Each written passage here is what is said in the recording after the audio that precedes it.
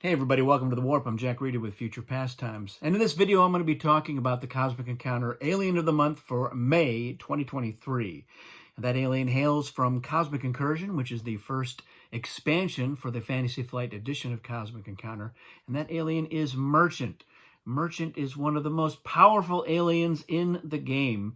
And that is because it's a very decent combat alien. It's a very decent hand management alien, and it's also an alien that can pick up quite a few rewards for you under the right circumstances. So let's take a look at what Merchant does and why it's so great. Merchant has the power to hire, and it's used as a main player or an ally, which is really double your pleasure right there. So after encounter cards are selected, but before they're revealed, you may use his power to play one or more cards face down from your hand as hired ships. Now, these cards are treated as extra ships you have in the encounter and may be played in addition to your normal maximum of 4 ships as the offense or an ally. Hired ships cannot be played for their effects, their card effects. They're not considered part of your hand. Other players can't look at them or draw the hired ships. Now, any hired ships that goes to the warp or is removed from the game is discarded. Otherwise, hired ships become normal cards again and return to your hand at the end of the encounter. So, on the surface, it seems fairly straightforward. You're able to play some cards from your hand as extra ships in the encounter. But there's a lot of ramifications within this text. So let's take a little bit of a deeper dive. So first of all, this alien power is not used until you get to the planning phase. So you've already committed your ships to the encounter as the offense or as an ally. And you could have committed 4 ships in those cases.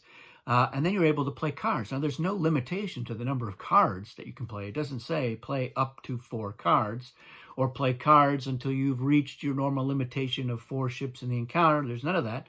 So you can have your 4 ships in there. And let's say you have 20 cards in your hand.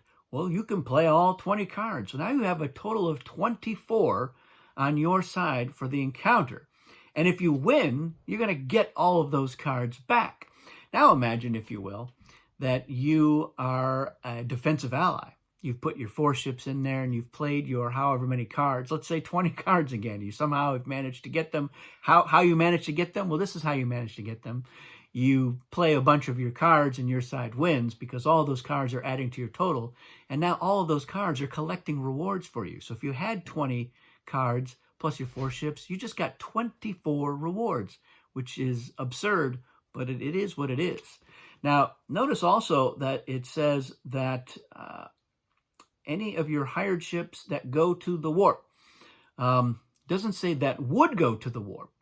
So these are going to go to the warp, and you know what that means. Let's say that you're the offense, and you put in 1 ship, and then you play 6 cards from your hand, and then you play a negotiate as your encounter card. Well, and you've lost, and now you're getting compensation. Well, those ships that are cards are going to the warp. So you're going to get compensation for them as well, which is crazy. So now I talked about the hand management aspect. So let's say in that example that those 6 cards that you played are all cards that you don't want. I'm getting them out of my hand, and I'm going to be taking cards from my opponent instead as compensation.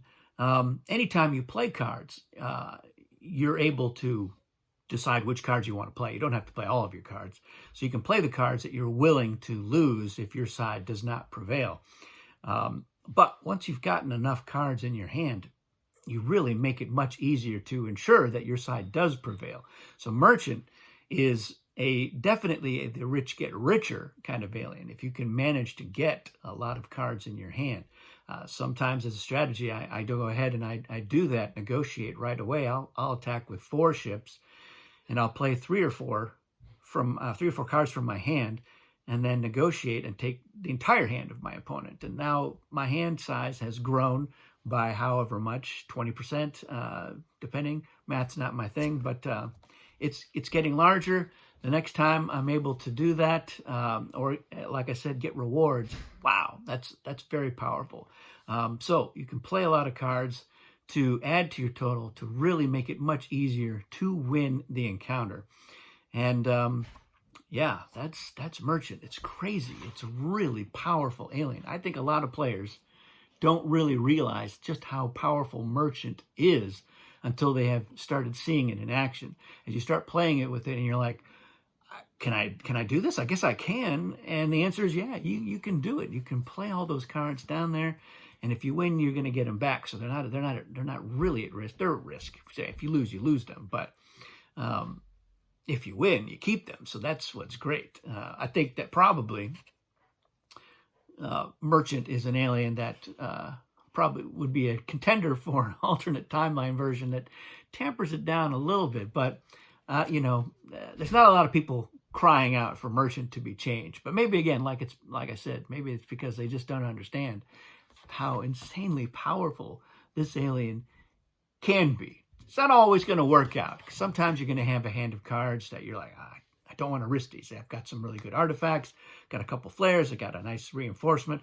I don't want to play this as a ship when I can just hold on to it as a +5 reinforcement and then use it later on if I need it. So you're going to have those circumstances where there maybe aren't very many cards that you're adding in there.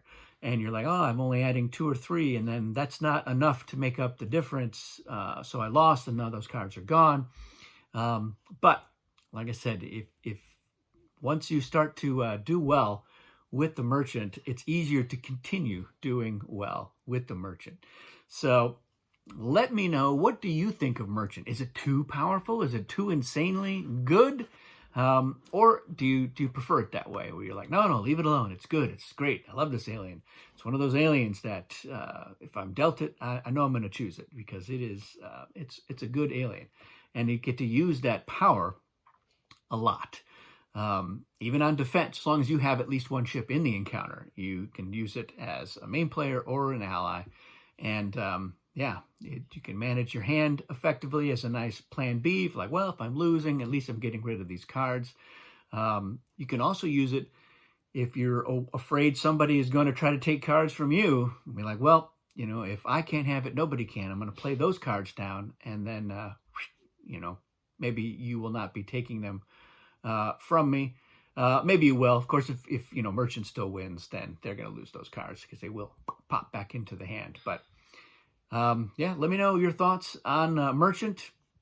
Love it or leave it. And do tell any interesting games where Merchant popped up that you remember some of that gameplay. Last time I played with Merchant, I had an absurdly large hand of cards, and I was definitely on the winning side. I don't remember if it was a solo win or win with one other player, but definitely won. And just had any number of cards that could stop other players from interfering. I remember having an Omnizap in my hand, and I had Intimidates, and I had Kickers, and I just was like, well, there's no way we're going to lose. And I think it was just, oh yeah, why don't you come along and we'll just win this game since we're both at 4 colonies. Again, it's not the sort of thing that I'm opposed to. I like the shared win. It's better than the shared loss. That's it for this one. Thanks for watching. We'll see you again soon.